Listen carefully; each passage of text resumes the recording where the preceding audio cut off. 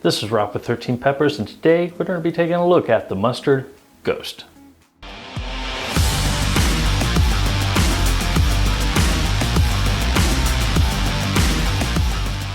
Now, the Bhut Jolokia, or more commonly known as the ghost pepper, is a wonderful pepper. It's actually one of my favorite peppers when I'm actually looking for spice, heat, and everything like that. I just like its sweetness, its heat profile, the way it burns and everything. I love it. It is actually one of my top peppers when I start going into the lower half of the super hot, so you put it that way.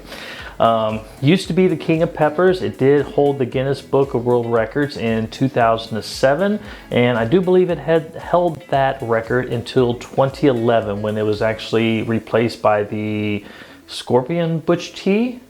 I think so, but yeah.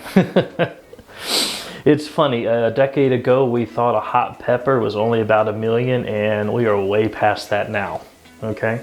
But for heat level, when you're looking at a ghost pepper, you're only looking at about 855,000 up to 1.04 million on the Scoville scale. So you kind of got a range pretty much across the board. When we talk about it, I know I do, I pretty much set the bar right at 1 million for a ghost pepper. Because I know when we're doing a lot of tastings, we actually say this is like habanero heat, which is 250 to 350,000, or ghost level heat, which is 1 million, or you're going to be up to your 7 pots or way up beyond and stuff like that. It's kind of funny how we only used a couple different peppers to judge heat level when we're kind of varying things. You got your jalapeno, you have your habanero, and you have your ghost pepper. So, and I think that's what the majority of the people are kind of used to. Because if you on here and you're making a video and you say, oh, this is actually very much close to the Naga monarch, people are going to go, what the hell's a Naga monarch? But it's all good, because at one time I didn't know what a Naga monarch is. So yeah, you start going down peppers and spicy peppers, you go down a huge rabbit hole. But let's get back on to track of the ghost pepper, the Bhut Jolokia. Now, this was actually called a mustard. Looked very, very much like a mustard. It starts out as a bright green, turns into like a little bit darker green, and then it kind of gets this golden color on the outside. This could also be exchanged. Some people might call this a golden ghost pepper, but yes, this is more of like a, I don't know, to me this is kind of a dark Grey Poupon mustard color. So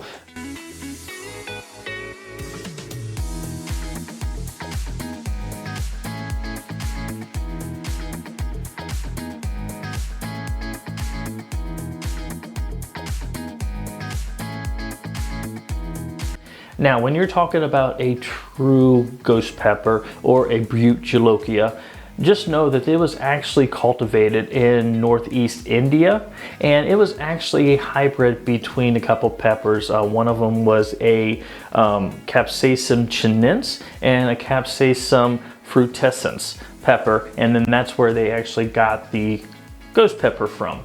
What the actual peppers they were that they crossed, I'm not 100% sure, just because they said it was hybridization between those two varieties that created this one. So yay, great. Okay. The other weird thing on this is, even though I've called this a mustard ghost, be honest with you, I don't know if it is a mustard ghost. When I was trying to do the research and everything of a ghost pepper, because I am growing some of those, and this looks the same size, shape, and everything of a ghost pepper, I don't know if it actually is or not, because when I was looking at a bunch of different sites, they had different shapes, different sizes. One was kind of roundish, one was kind of flatter than this. There's a whole bunch of different varieties out there, and depending on who cultivated them, where they cultivated them, and everything like that, this could actually be a ghost pepper, or it could not. I would like to actually call it a ghost pepper, and that's what I'm going to be calling it, but just to be open and everything like that, there's a lot of different varieties out there, and it's very hard to know exactly when you're picking up seeds and different crosses, breeds, who's doing them, where they're coming from in the world. All the different varieties can vary just a bit, but let's go ahead, open this one up, and let's give this a taste.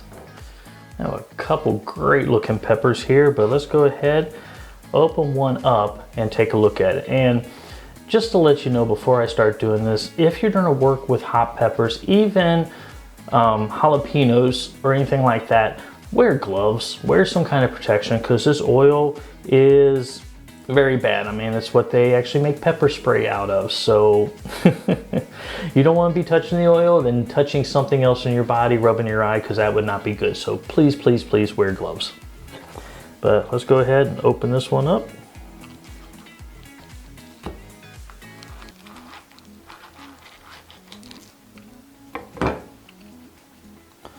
Ooh, look at the juice pouring out of that. That is awesome. But yeah, very lovely, lovely looking pepper. On the inside and everything right here, I kind of get the golden color that's kind of on the inside. This is mature because you can actually tell the seeds are kind of a creamy white. They're not a bright white. They're more of a creamy white. So this is a mature pepper, or very, very close to being mature. The placenta and everything inside are still white. You do get a little bit of streaks of green from the actual pepper, but wow, there is a ton of juice inside this. The walls on this are a nice and thin, which is just like a standard, like a red ghost would look like. So, but yeah, beautiful looking pepper. Let's go ahead and let's give this thing a taste. So I got half the ghost pepper here. You can see the seeds. I got the seeds and the placenta and everything still inside there, but yeah. Smelling this, it smells like a ghost pepper. I kind of get that. I get a little bit of fruitiness, a little bit of the heat, kind of the smell. Plus I think this might actually be a little bit more floral than a standard ghost pepper, but I hope not, because I hate floral. I don't know anybody that likes floral. If you like floral, leave me a comment down below, because I would love to know why. Okay, I'm stalling. Shit. All right, here we go.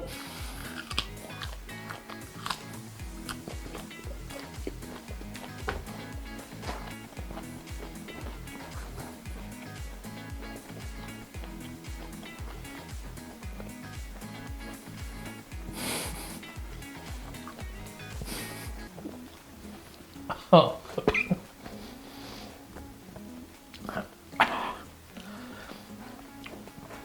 I don't think ultimately it'd be that bad if I was just chewing seeds.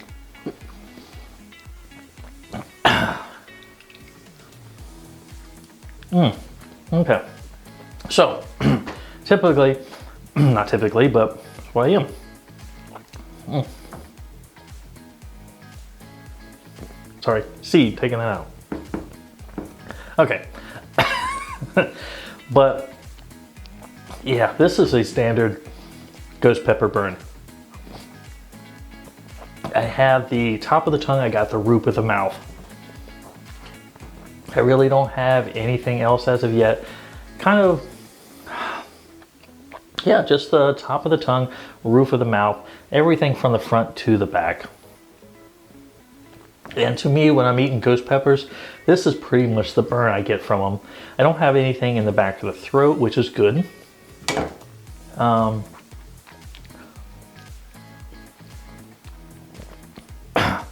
Other than that, that's about it. You have an intensity on the tongue, which will kind of make it seem hotter than what it actually is. But overall,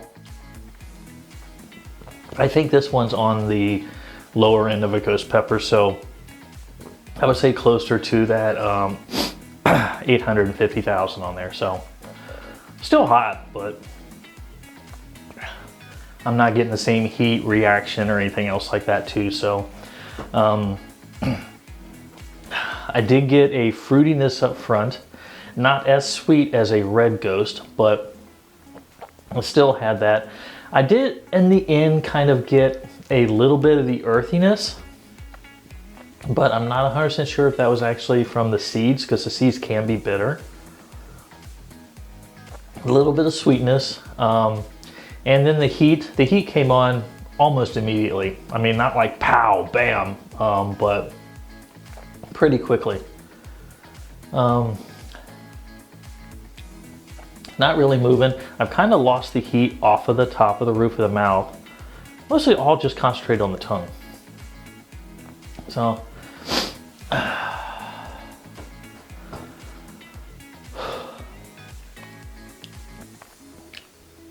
we'll see how long this is going to go till it starts going down.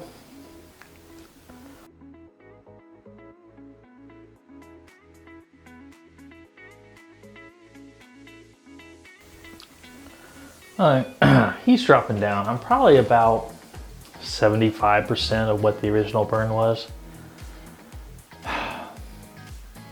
It's one of those burns too, is if you breathe in, it cools it off. But if you don't breathe at all, it kind of intensifies just a little bit. So, I don't know.